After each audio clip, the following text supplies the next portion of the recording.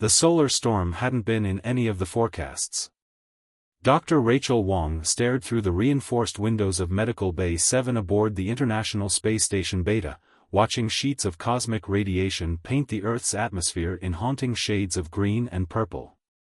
The rest of the crew had already moved to the radiation shelter, but as chief medical officer, she needed to secure critical supplies before joining them. The station's warning systems blared as another wave hit, causing the lights to flicker ominously. Rachel's hands moved swiftly over the medical cabinet's digital lock, her movements precise despite the growing interference from the storm. 15 years of space medicine experience had taught her to stay calm in crisis, but something about this storm felt different. A violent shudder ran through the station's frame, nearly knocking her off her feet. Rachel grabbed the nearest handrail, her heart pounding as emergency lights bathed the medical bay in an eerie red glow. Through the window, she caught a glimpse of something impossible, a dark shape moving against the storm's ethereal light show. "Control, are you seeing this?" she called over the comm system. Only static answered. The shape grew larger, resolving into what appeared to be a small vessel, but unlike any human craft she'd ever seen. Its surface seemed to ripple like liquid metal as it approached the station. Rachel's scientific mind raced through possibilities, each more improbable than the last. The vessel was now close enough that she could see damage along its hull, precise, geometric patterns that looked like weapons fire. Before she could process the implications, the craft executed a desperate maneuver, barely avoiding a piece of debris. The movement brought it dangerously close to the medical bay's exterior. Warning klaxons screamed as the unknown vessel made contact with the station's hull. Rachel braced herself, expecting catastrophic decompression, but instead heard the distinctive sound of an emergency airlock engaging. Someone, or something, was attempting to dock. "This is Dr. Rachel Wong, Chief Medical Officer," she broadcast on all frequencies. "Unknown vessel, please identify yourself." The response came not through the comm system, but as a series of vibrations she could feel through the station's frame. They formed a pattern that made her dental fillings resonate uncomfortably.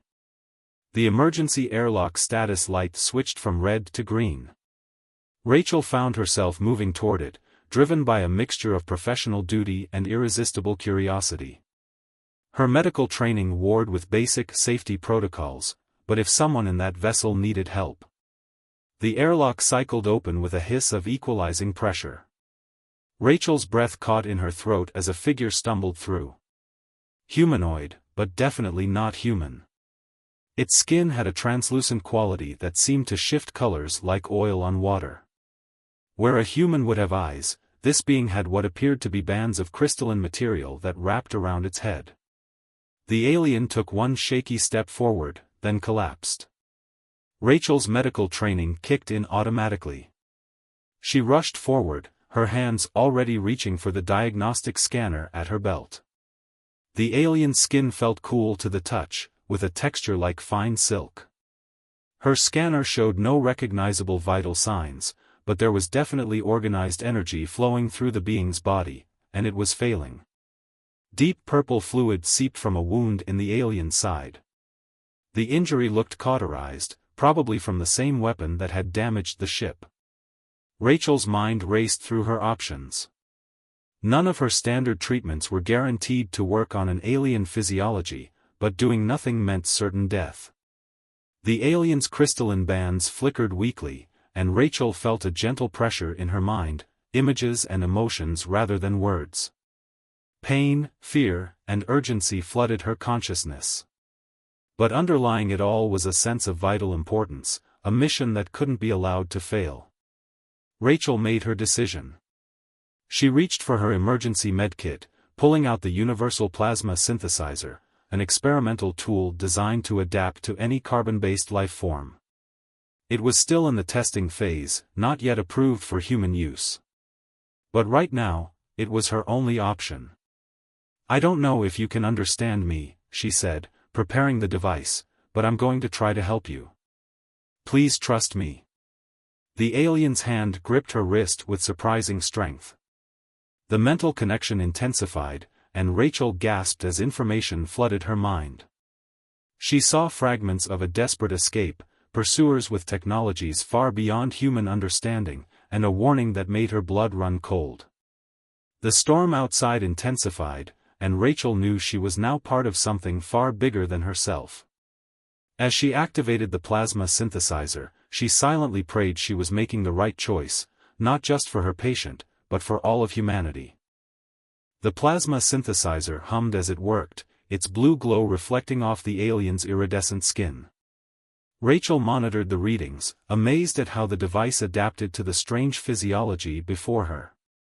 The purple fluid leaking from the wound had slowed, and the crystalline bands around the alien's head pulsed with stronger, more regular patterns. "Dr. Wong, respond immediately." The sudden burst of static from her comm made her jump. Station Commander David Parker's voice was tight with tension. "We're picking up multiple unauthorized vessels approaching. What's your situation?" Rachel looked at her patient, then at the approaching ships visible through the medical bay window. Unlike the smooth, liquid metal appearance of her visitor's craft, these vessels bristled with angular protrusions that seemed to absorb light rather than reflect it. The mental connection with the alien flared with recognition and fear. "Commander," Rachel replied, choosing her words carefully, "I have a patient requiring immediate care. Request security assistance in Medical Bay 7. She deliberately omitted mentioning her patient's nature, but she knew she couldn't hide this forever. "Negative, Doctor. All personnel are ordered to the radiation shelter immediately. These vessels are not responding to hails, and their approach vector is hostile." The alien struggled to sit up, crystalline bands flashing urgently. Through their mental link, Rachel saw fragments of what these pursuers were capable of, weapons that could tear apart spacetime itself, leaving wounds in reality that never healed. Her patient was carrying something that these beings wanted, something that could shift the balance of power across multiple civilizations. Making a decision that would likely end her career, if they survived, Rachel helped the alien to its feet. "Commander, I'm implementing Emergency Protocol Gamma 3. It was a little-used contingency for evacuating critically ill patients, giving her temporary authority over local station resources." "Doctor, do not." The comm cut off as Rachel initiated the protocol, sealing Medical Bay 7 from the rest of the station. She guided her patient toward the emergency escape pod attached to the medical bay. A recent addition after the Titan station disaster had highlighted the need for rapid medical evacuations. The alien's ship had already detached itself from the station, its automated systems presumably preparing for their arrival. Through the window, Rachel could see the pursuing vessels drawing closer, their very presence seeming to distort the space around them. As they reached the escape pod, the alien pressed something into Rachel's hand, a small crystal that seemed to contain swirling galaxies within its depths. The mental connection between them strengthened, and Rachel understood, this was what they were after, an artifact containing knowledge that could reshape or destroy civilizations. Warning lights flashed as the first enemy vessel fired.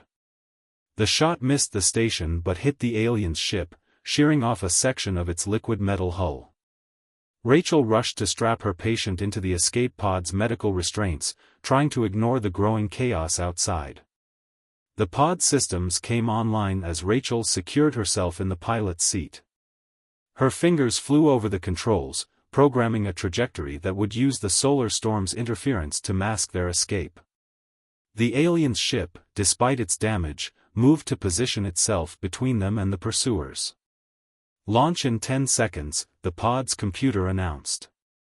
Rachel felt a moment of doubt. She was about to abandon her post, violate countless regulations, and dive into a situation she barely understood. The crystal in her pocket seemed to pulse in response to her thoughts, and through their connection, the alien conveyed both gratitude and apology. The pod launched just as another attack hit the station. Rachel glimpsed the medical bay's windows crystallizing from some impossible weapon effect before the storm swallowed them whole. The pod stabilizers fought against the solar winds as she pushed its engines to full power. Behind them, the alien's ship engaged its pursuers in a dance of impossible physics. Energy weapons cut through space itself, while the liquid metal hull flowed and reformed to absorb or deflect the attacks. Rachel realized the ship was sacrificing itself to buy them time. "Hold on," she told her patient, executing a series of evasive maneuvers she'd only ever practiced in simulations. The crystal hummed against her side as if responding to her actions. Through their mental link, she felt the alien trying to teach her something: how to feel the currents of spacetime, to find the hidden paths between stars. As the battle raged behind them, Rachel began to understand that she hadn't just saved a life or protected a powerful artifact. She had committed herself to something far larger, a conflict that spanned galaxies and species she couldn't even imagine. The solar storm roared around them, and somewhere ahead lay Earth, if they could reach it before their pursuers caught up. The aliens' crystalline bands pulsed in a pattern that conveyed determination and trust. Whatever came next, they were in it together. Rachel checked their trajectory, adjusted for a massive solar flare, and prepared herself for the chase of a lifetime. The future of multiple civilizations might depend on their survival, but right now, she focused on a more immediate goal: staying alive long enough to figure out their next move. The escape pod shuddered as it entered Earth's upper atmosphere, its heat shield straining against forces they were never designed to handle. Rachel's hands danced across the controls, implementing everything she'd learned from her alien passenger about riding the currents of spacetime. The crystal in her pocket thrummed with increasing intensity as they descended, responding to something far below. Through their mental link, the alien, who had conveyed that its name was something like Nixus in human understanding, shared fragmented images of what awaited them on Earth. Hidden beneath the Antarctic ice lay something ancient, a sleeping piece of technology left by Nixus's people millions of years ago. The crystal was a key, meant to awaken this dormant power before their pursuers, the Void Hunters, could claim it. "Multiple bogies on R6, Rachel announced, checking the pod's primitive radar. The Void Hunters' ships had followed them into atmosphere, their impossible weapons turning the sky into a maze of spatial distortions. Only Nixus's guidance had kept them alive this long, finding paths through reality that human science hadn't even theorized. Nixus's crystalline bands flashed in urgent patterns as a new set of images filled Rachel's mind. She saw vast networks of ancient technology sleeping beneath Earth's surface, placed there by an alliance of species so long ago that humans were still learning to make tools. Earth wasn't chosen randomly, there was something special about its position in spacetime, something that made it the perfect hiding place for power beyond comprehension. A blast from their pursuers clipped the pod's wing, sending them into a spiral. Rachel fought the controls, her medical training helping her stay calm as warning lights flooded the cabin. "We're not going to make Antarctica," she said through gritted teeth. "Best I can do is northern Canada." Nixus conveyed acceptance, followed by more urgent information. The crystal wasn't just a key, it was part of a larger network, a system designed to protect multiple species from threats they couldn't yet comprehend. The Void Hunters were just servants of something far worse, entities that existed in the spaces between realities. The pod's emergency systems engaged as they dropped below 10,000 feet, automated protocols fighting with Rachel's override commands. Through gaps in the cloud cover, she could see the vast expanse of the Canadian wilderness below. The crystal's humming had become almost painful, resonating with something in the landscape ahead. There. Rachel spotted a lake that matched the images in Nixus's mental transmission. Ancient glaciers had carved this landscape, but they had followed a pattern, creating geometric shapes visible only from above. The lake was the center of this massive pattern, and beneath its waters lay another piece of the puzzle. Their pursuers had noticed too. The Void Hunters' ships moved to surround them, their weapons charging with dark energy that made reality itself scream. Rachel prepared for a desperate landing, but Nixus had one more surprise to share. Through their connection, knowledge flooded into Rachel's mind: how to access the crystal's defensive capabilities. She pulled the crystal from her pocket, and it responded to her thoughts just as Nixis had shown her.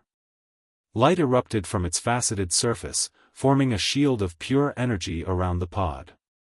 The Void Hunter's attacks splashed against it, creating cascading patterns of interference that reminded Rachel of the aurora borealis. The pod hit the lake's surface hard, but the crystal's shield protected them from the impact. Water rushed in through damaged seals as they began to sink. Nixis's bands pulsed with increasing speed, and Rachel felt the crystal growing warmer in her hands. Something vast and ancient was awakening beneath them. As the pod descended into the dark waters, Rachel saw massive shapes moving in the depths. What she had initially taken for submarine ridges were actually structures, organic technology that had spent millennia evolving and growing, waiting for the right moment to reactivate. The crystal suddenly pulled free from her grasp, floating between them as the pod filled with water. Rather than panic, Rachel felt a strange calm. Nixis's memories showed her that this was all part of the plan. The water wasn't going to harm them. Instead, it was a medium for something far more important. Light erupted from the crystal, filling the pod with patterns that matched Nixis's crystalline bands. Rachel felt her consciousness expanding, connecting not just with Nixis but with the ancient system that surrounded them. In that moment of connection, she finally understood the full scope of what they were facing. The Void Hunters weren't just pursuing a piece of powerful technology, they were trying to prevent an awakening. Humanity had been protected since its inception, guided subtly by the very system now coming alive around them. Earth wasn't just a hiding place, it was an incubator for a species that could help turn the tide in a war that spanned dimensions. As the light from the crystal reached its peak, Rachel realized that her decision to help Nixis hadn't just changed her life, it had set in motion events that would reshape humanity's understanding of its place in the cosmos. The real question was whether they could complete the awakening before the Void Hunters tore reality apart trying to stop them. The ancient technology beneath the lake had transformed the water around them into something else entirely, a liquid computing medium that connected Rachel's consciousness to both Nixis and the vast network they had awakened. Through this connection, she witnessed the true nature of their enemy, and the horror of it nearly broke her mind. The Void Hunters were merely the visible portion of something far worse. Behind them lurked beings that existed in the spaces between realities, parasitic entities that fed on the potential of entire civilizations. Earth had been protected from their influence by the very system now awakening, but that protection was failing. Rachel felt Nixis's presence in her mind grow stronger, steadying her against the overwhelming flood of information. The crystal floating between them pulsed with increasing intensity, its light creating complex patterns that seemed to fold space itself. Through their shared consciousness, Rachel understood what needed to be done, and the price that would have to be paid. Above them, the Void Hunters' ships had begun bombarding the lake with weapons that distorted reality. The water around the pod rippled with impossible geometries as space-time itself began to tear. But the ancient system wasn't defenseless. Massive structures were rising from the lakebed, organic technology that had evolved over millions of years into forms that defied human comprehension. They're trying to collapse this entire reality node, Rachel realized, the knowledge coming from her connection to the system. If they succeed, Nixis completed the thought through their link, the collapse would create a cascade effect, destroying not just Earth but countless other protected worlds. The parasitic entities would feed on the released potential, growing strong enough to breach the barriers between dimensions. The crystal's light suddenly concentrated into a beam that struck Rachel's chest.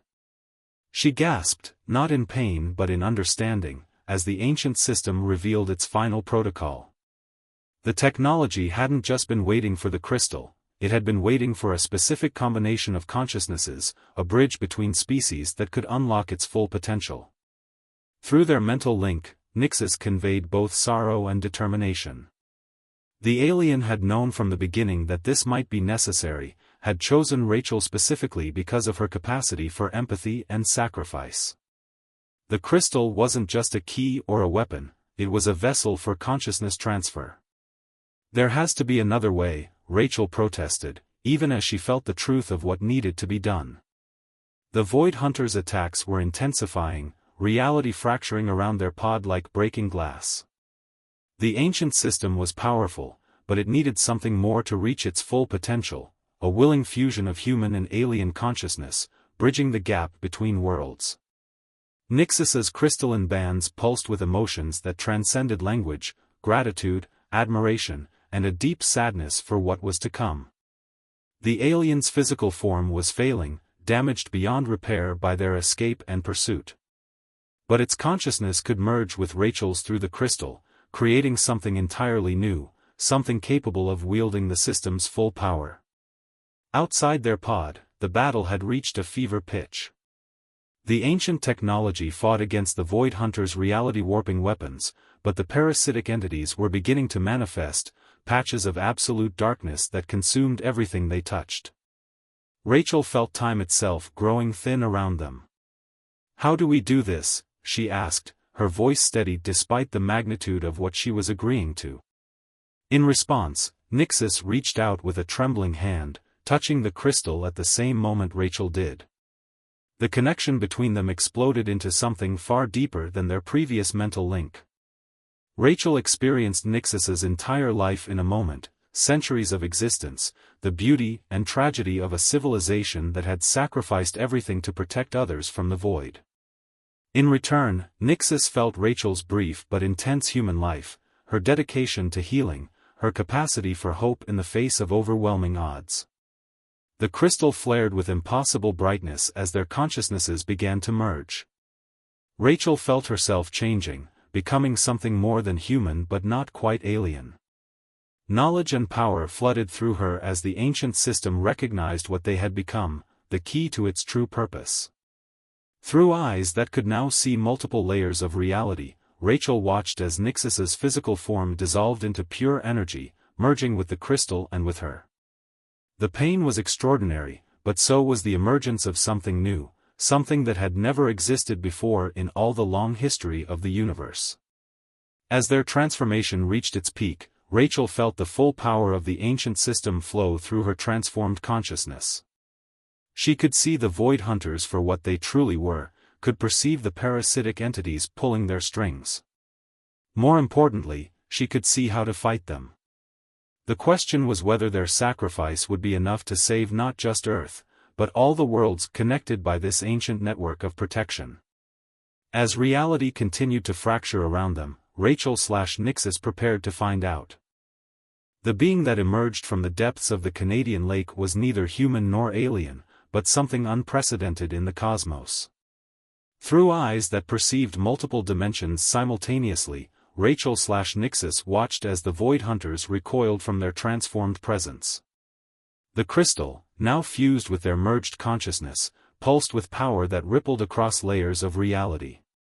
The ancient system responded to their new form, its organic technology reaching out to connect with the crystal's energy.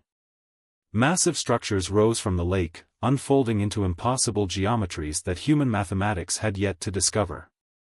The Void Hunters launched another barrage of reality-warping weapons, but this time, Rachel/Nixus understood exactly how to counter them. With a thought, they generated fields of stabilized spacetime, creating safe zones where the laws of physics remained constant. Through these zones, they could see the true enemy, the parasitic entities writhing in the void between dimensions, their hunger vast enough to consume galaxies. But Rachel's human perspective combined with Nixus's ancient knowledge revealed something the entities had never expected: they weren't invincible. Drawing on the full power of the ancient system, Rachel/Nixus began to sing. It wasn't sound as humans understood it, but rather a fundamental manipulation of reality's underlying frequencies. The crystal amplified their song, sending it through the network of sleeping technology that covered Earth. All across the planet, hidden structures awakened, adding their harmonies to the cosmic symphony. The parasitic entities reacted violently, trying to tear wider holes in reality. But the song was changing the very fabric of space-time, creating new patterns that left no room for their corruption. The Void Hunters' ships began to disintegrate as their master's influence weakened, their impossible weapons falling silent. Through it all, Rachel's human consciousness remained aware of what this victory would cost. The merge with Nixus couldn't be undone. They were something entirely new now, a bridge between species that would need to guide humanity through what was to come. The knowledge hurt, but the pain was eased by understanding its necessity. The battle reached its crescendo as the song spread beyond Earth, traveling through the ancient network to other protected worlds. Everywhere it reached, sleeping technology awakened, adding new layers to the defense against the void. The parasitic entities found themselves trapped in a universe that was suddenly hostile to their very existence. In their final desperate attack, the entities tried to consume the lake and everything in it. Rachel/Nixus met their assault with the combined strength of human determination and alien wisdom. The crystal's light expanded into a sphere of pure creation, pushing back against the darkness of the void. Where the two forces met, new forms of reality crystallized, possibilities that neither humans nor aliens had imagined before. When it was over, the lake's surface was calm again, though its waters would never be quite normal. The void hunters were gone, their ships and weapons erased from existence. The parasitic entities had been forced back into their own dimension, sealed away by barriers they could no longer breach. But the changes were only beginning. Around the world, humans were looking up at skies that seemed somehow different. The ancient technology had altered Earth's relationship with reality itself, making it impossible to ignore the greater universe any longer. Through their transformed consciousness, Rachel/Nixus could feel humanity's collective awakening, fear and wonder mixing with the first real understanding of their place in the cosmos. Military satellites and scientific instruments recorded everything, making it impossible to hide what had happened. Within hours, governments worldwide were scrambling to respond to the revelation that humanity was part of something far larger than they had imagined. But Rachel/Nixus knew this chaos was necessary, a prelude to transformation. From their sanctuary beneath the lake, they began reaching out. First to the scientists and leaders who might understand, then to others who showed promise in bridging the gap between human and alien perspectives. The crystal's network provided a foundation for communication, allowing them to share carefully chosen pieces of knowledge. They made contact with other protected worlds, establishing connections that had lain dormant for millions of years. Earth, they discovered, wasn't just a hidden sanctuary, it was meant to be a crucial junction point in the galaxy's awakening. Humanity's unique combination of adaptability and determination made them perfect candidates for helping other species through their own transformations. Rachel's medical knowledge proved invaluable as they guided humanity through its first steps into a larger universe. The process couldn't be rushed, too much change too quickly would be disastrous. But neither could it be stopped. The very existence of Rachel/Nixus proved that humans and aliens could do more than just coexist, they could become something greater together. Years would pass, and humanity would face many challenges as they adapted to their new reality. But the sacrifice made in that Canadian lake had given them something precious, a future among the stars, protected not by ignorance but by understanding. The dawn of this new era was just beginning, and its light would reach further than anyone had dreamed possible.